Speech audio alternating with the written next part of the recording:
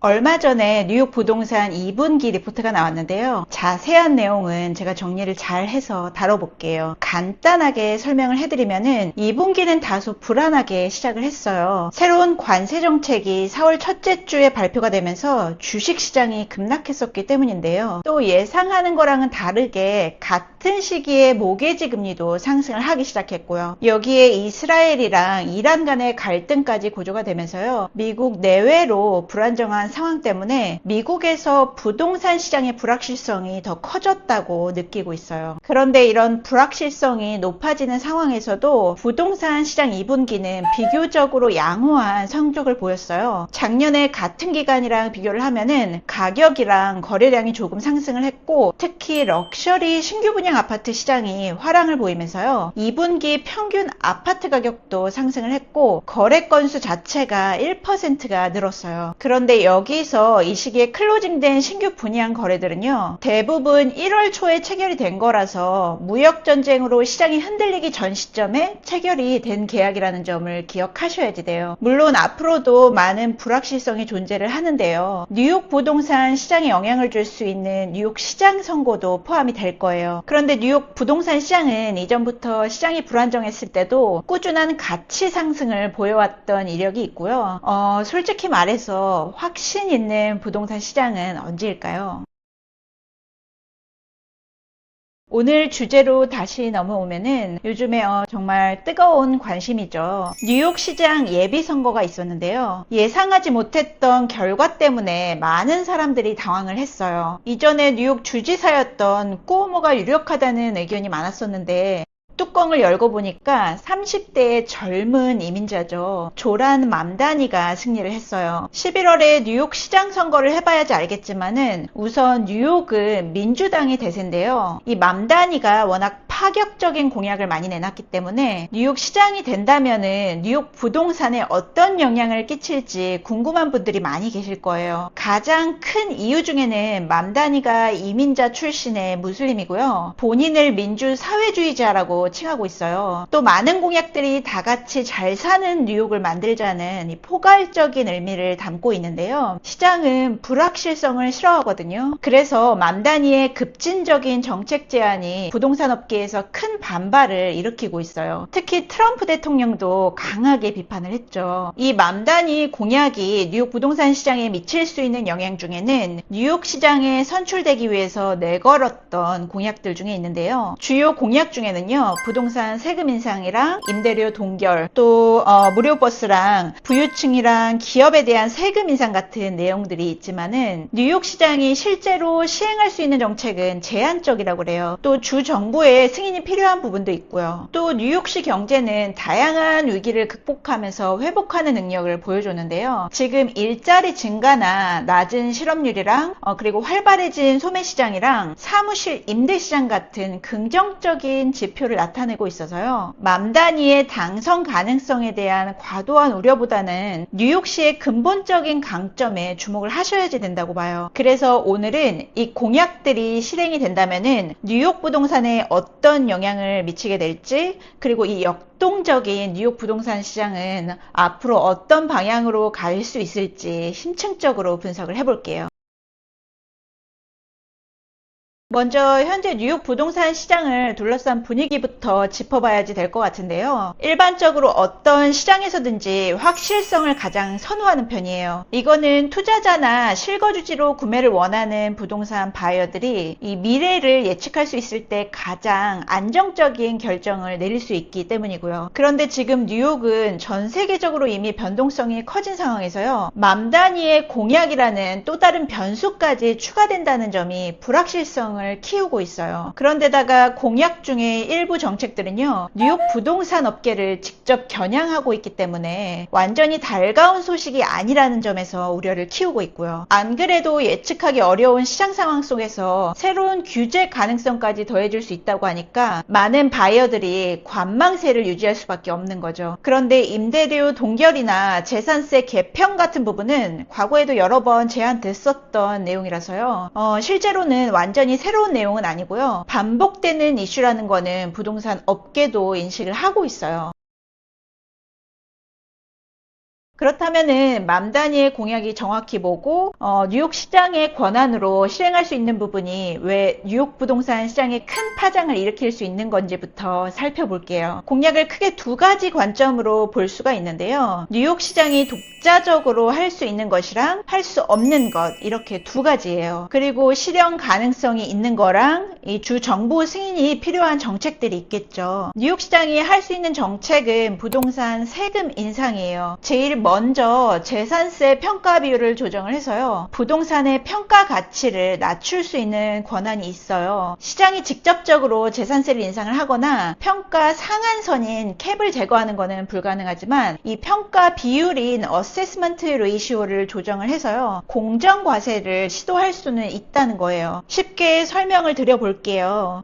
뉴욕의 경우는 부동산 가격에서 재산세가 결정을 되지를 않고요, 어세스먼트 밸류라는 거를 따로 측정을 해서 이 재산세를 부과를 하는데요. 일반적으로 구매하시는 클래스 1 부동산인 단독주택이나 1가구에서 3가구가 되는 부동산들은 시장 가치의 6% 수준으로 과세가 측정이 되고 있어요. 매년 과세 평가액이 1년에 최대 6%고요. 5년 동안 최대 20% 이상 오를 수 없다는 상한선이 있는데요. 이런 제도는 맨하탄이나 브라운스톤이 많은 브루클린처럼 부유한 동네를 보호하는 효과를 가져왔다 그래요. 그래서 이런 지역의 타운하우스 가격이 그동안 진짜 천정부지로 치솟았거든요. 그런데도 불구하고 과세 기준은 상대적으로 억제되어 있었다는 거죠. 다시 말하면은 부유한 지역의 집값이 아무리 올라가더라도 세금 부담은 제한적으로만 오르기 때문에요, 세금을 부담하는 거에 형평성 문제랑 부유한 지역의 재산세를 보호하는 불평등이 지적이 되어 왔어요. 그래서 맘 단위의 재산세 평가 비율 조정이 이런 부당함의 일부 완화책이 될 수 있다고 보고요. 이렇게 되면은 기존에 있던 평가 증가, 이 상한선의 영향이 줄어들어서요, 지금 부유층이 혜택을 받고 있는 재산세 부담을 좀 더 공평하게 분배할 수 있게 되는 거죠. 이 불공평의 대표적인 예를 들어보면은 전 뉴욕 시장이죠. 빌드 블라지오의 타운하우스인데요. 실제 시장 가치는 대략 370만 달러 정도라 그래요. 그런데 이 가치가 70만 불짜리 집인 것처럼 세금이 부과되고 있다 그래요. 가장 큰 이유는 과세평가액의 상승폭이 연간 6%, 그리고 5년 동안 2% 이렇게 상한선이 있기 때문에 급격하게 가격이 상승을 하고 거래가 되는 거에 비해서는 과세평가액이 지나치게 낮아지기 때문인 거죠.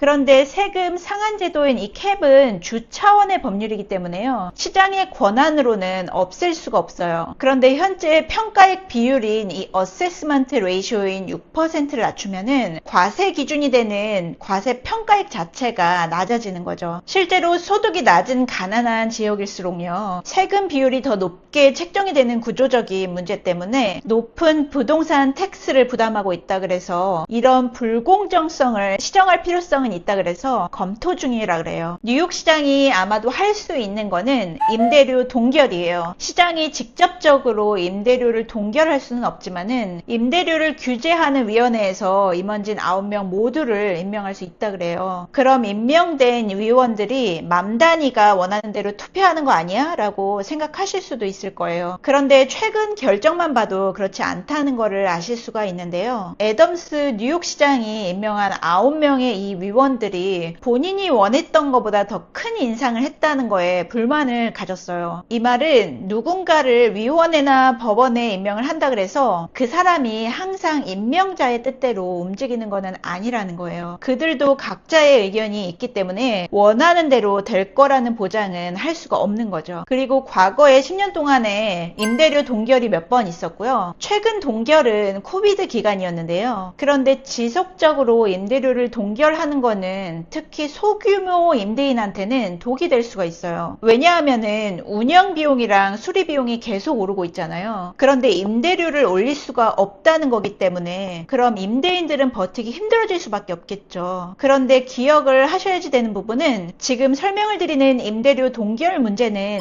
렌트비 규제가 있는 유닛들이에요. 그래서 일반적인 렌트나 럭셔리 렌트가 아니고요, 이 저소득층을 위한 렌트인 거예요. 이렇게 렌트비 규제가 있는 유닛들을 소유한 집주인들은 수리비를 감당할 수가 없어서 방치되고 있는 시기라고 하고요. 이 숫자가 5만 채 이상일 수도 있다 그래요. 그런데 이런 상황에서 집주인들이 매년 받아오던 이 소폭의 인상조차도 허용이 되지 않는다면은 궁극적인 문제 해결에는 전혀 도움이 되지 않는다고 봐요. 반대로 뉴욕 시장이 할 수 없는 거는 무료버스 시행이에요. 이 공약도 막대한 자금도 자금이지만 시장 단독으로 추진하기는 어렵다고 보고 있어요. 이 무료버스 공약을 실천하려면은 10억 달러 정도의 예산 부담이 생길 거라고 해요. 그런데 누가 이 예산을 부담할지도 확실하지 않기 때문에 시행이 되려면은 MTA랑 협력이 필요해서 실현 가능성이 크다고는 보지 않고 있어요. 그런데다가 무료버스에 홈리스들이 점령을 할 수도 있고 여러 가지 안 좋은 점들도 생길 수 있다는 우려도 있는데요. 아무리 좋은 의도라고 하더라도 부정적인 결과를 무시할 수는 없을 거예요. 그 중에 한 예를 들어보면은 이전에 뉴욕에서 실현될 뻔했던 윌택스랑 피다테일 텍스가 있는데요. 뉴욕에서 상속세랑 세컨 홈에 대한 텍스를 부과하겠다고 했었어요. 그런데 그 세금을 막을 수 있었던 이유는요. 이 텍스가 나쁜 아이디어라는 거를 설득한 게 아니고요. 이 세금 자체가 예상만큼의 수익을 올리지 못할 거라는 거를 설득했기 때문이에요. 한마디로는 실질적인 데이터로 증명을 한 거죠. 뉴욕 시장이 할 수 없는 것의 또 다른 부분은 세금이랑 임금 인상이에요. 최저임금 인상이랑 소득세, 법인세 인상 같은 부분은 뉴욕 시장이 단독적으로 추진할 수는 없는 사안들이고요. 이 부분은 주 정부의 승인이 필요한 사안인데요. 이미 캐시 호컬 주지사가요. 2021년에 법인세랑 소득세를 인상을 했어요. 그때는 코로나라는 상황 때문에 왜 그렇게 했는지 사람들이 이해할 수가 있었는데요. 그런데 주지사도 내년에 재선을 앞두고 있기 때문에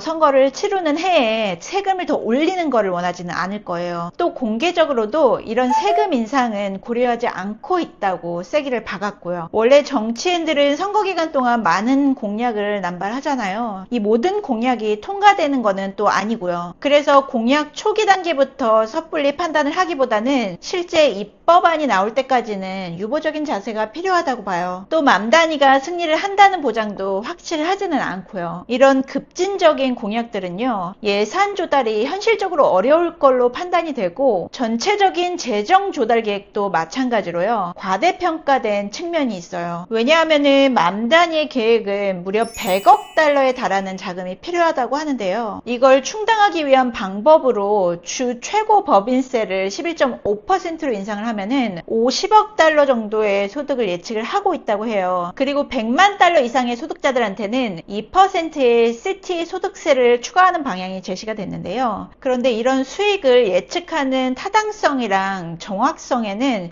여전히 의문이 제시가 되고 있어요. 뉴욕시에서 임대 아파트의 약 40% 이상이 임대료가 안정화된 아파트고요. 아주 이 조그만 퍼센테이지가 렌트 컨트롤이 된 유닛이에요. 그래서 이런 공급이 제한이 된다면은 나머지 임대 시장의 가격이 상승을 하겠죠. 운이 좋은 세입자는 렌트 스테이블라이즈나 컨트롤드 아파트를 렌트를 할 거예요. 그럼 이런 좋은 딜을 가지고 이사를 나갈 이유가 없는 거예요. 그런데 임대료 동결 정책이 시행이 된다면은 소규모의 임대인들 다수가 비용을 회수할 수 없게 만드는 거예요. 그러면은 건물 유지 보수에도 어려움이 생길 거고요. 건물 노후화도 문제지만은 일부 임대부동산 시장이 시장에서 빠져나갈 수 있는 위험이 있는 거죠. 그런데 재산세를 동결하는 거에 대해서는 아무도 얘기를 하지 않고 있어요. 뉴욕시에서 가장 큰 수입원은 부동산 텍스고요. 이 텍스는 인컴에 기반이 되는 게 아니고 빌딩의 가치만큼 지불을 하는 거기 때문에 안정적이고 확실한 수입원이에요.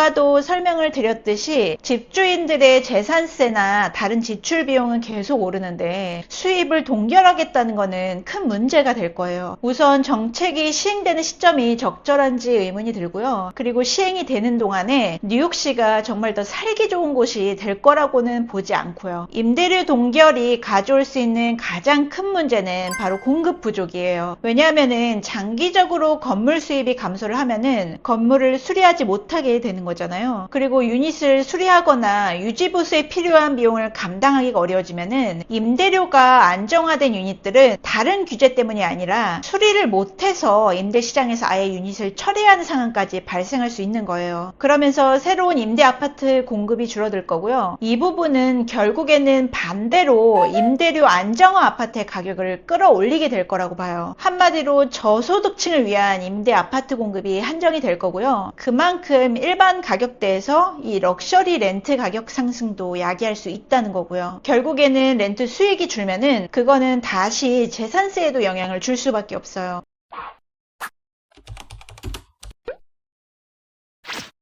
맘다니는 럭셔리 부동산의 텍스를 높이겠다고도 했는데요. 실제로 가난한 동네의 실질적인 과세 비율이 맨하탄이나 브루클린이랑요. 그리고 시내 고급 지역보다는 훨씬 높다는 연구 결과가 있는데요. 가장 큰 이유는 지금 뉴욕시에서 사용하는 50년 된 부동산 과세 시스템 때문이에요. 너무 많은 임시 방편들이 50년 동안 이렇게 덧대지면서 지금은 아주 불공평하고 불균형한 시스템이 돼버렸어요. 이 부분은 고질적인 문제로 남아있는데요. 예를 들어서 도시 세금 명세서상에 등록이 된 전체 코앞 건물 가격 자체가요. 그 안에 있는 단 한 개의 아파트 실제 거래가보다 낮은 경우도 있고요. 또 2억 4천만 달러짜리 아파트가 과세 기준에서는 900만 달러로 평가가 되는 그런 말도 안 되는 사례들도 존재하고 있는 거죠. 제가 이전에 뉴욕 부동산 텍스는 금액을 측정하는 사람만 알 수 있다고 설명드린 적이 있어요. 가장 큰 이유는요. 뉴욕시의 부동산 세금은 부동산 시장의 가치를 바탕으로 해서 여기에서 6%의 어세스먼트 레이쇼가 곱해지면서 이 재산세가 부과되는 방식이기 때문이에요. 그리고 세금 인상은 연간에 6%고 5년간은 20%를 상한선이 제한이 돼 있다고 말씀드렸잖아요. 그래서 실제 부과되는 과세 표준이 시장 가치에 비해서는 크게 낮아지는 구조예요. 이 부분은 제가 조금 전에 설명을 드렸던 뉴욕 시장의 타운하우스처럼요. 370만 불짜리의 타운하우스가 70만 불로 저평가가 되면서요. 부당한 세금 부담을 초래할 수가 있는 거죠. 계속적으로 과세 평가랑 부동산 세제 개편 같은 이 불공평한 시스템을 바꾸려고요. 꾸준히 논의는 됐었는데 솔직히 개선은 거의 없었어요. 그래서 지금이라도 공정한 과세 체계를 확립을 하는 게 꼭 필요하다는 의견이 지배적이에요.